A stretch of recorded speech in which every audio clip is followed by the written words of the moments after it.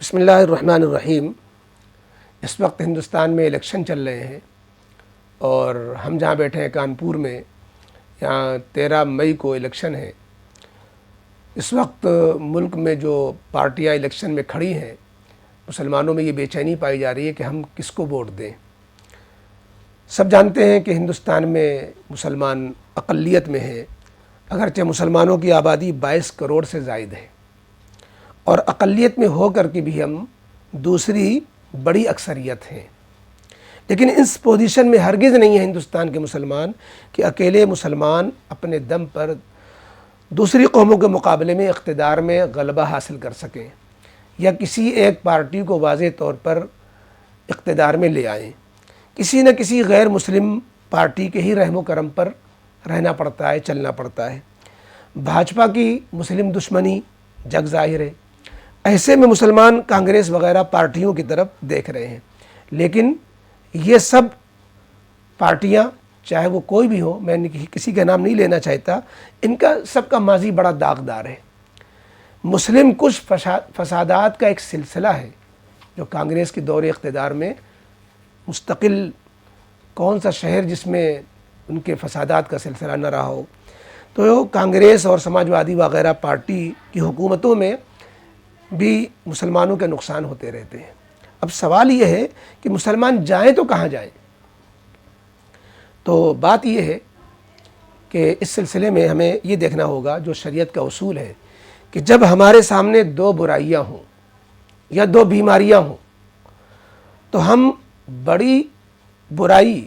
اور بڑی بیماری کو دور کرنے کی کوشش کریں گے، چھوٹی برائی اور چھوٹی بیماری کو برداشت کر لیں گے۔ اب بڑی برائی اور بڑی بیماری سے چھٹکارا پانے کی پہلے کوشش کریں گے۔ یہ اسلامی اصول ہے کہ اہون البلیتین کو اختیار کر لیا جاتا ہے۔ جب دو مصیبتیں سامنے ہوں تو جو ہلکی مصیبت ہے اس کو اختیار کر لیا جاتا ہے، بڑی مصیبت سے اپنے کو بچایا جاتا ہے۔ اب دیکھیے، انڈیا اتحاد جس میں کانگریس مین ہے اور این ڈی اے جس میں مین بی جے پی ہے، ان کا معاملہ یہ ہے کہ انڈیا اتحاد جو کانگریس نے بنایا ہے،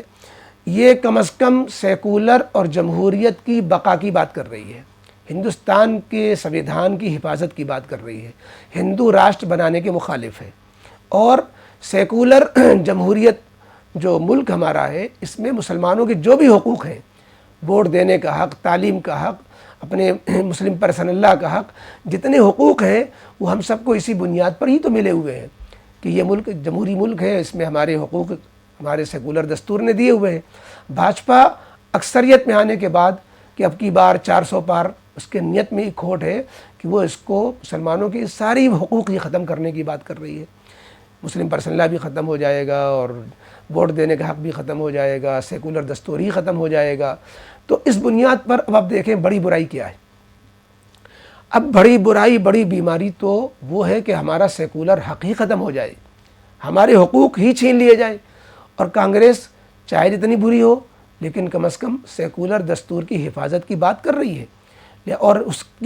اسی کے واسطے سے ہمارے حقوق کا تحفظ ہے۔ اس بنا پر ہم کہا جا سکتا ہے کہ اقلیتوں کے حقوق کو جو تسلیم کرے گا ہم اس کو ووٹ دیں گے۔ لہذا کانگریس کتنی بھی بری ہو، اس کا ماضی کتنا بھی جو ہے خطرناک رہا ہو، لیکن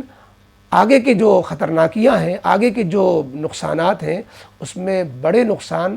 جو بھاجپا سے جس کی توقع ہے، اس سے بچنے کے لیے، چھوٹے نقصان کو گوارا کرنے کے لیے ہمارے لیے چارہ یہی ہے، اسی میں مصلحت ہے اور یہی بڑوں کا اشارہ ہے کہ ہم کانگریس کو ہی فالو کریں، انڈیا اتحاد کو آگے لائیں اور کوشش کریں، اپنی اللہ سے دعا کریں۔ باقی اللہ جانتا ہے کہ ہندوستان کے مسلمانوں کا مستقبل کیا ہے اور اللہ تعالیٰ نے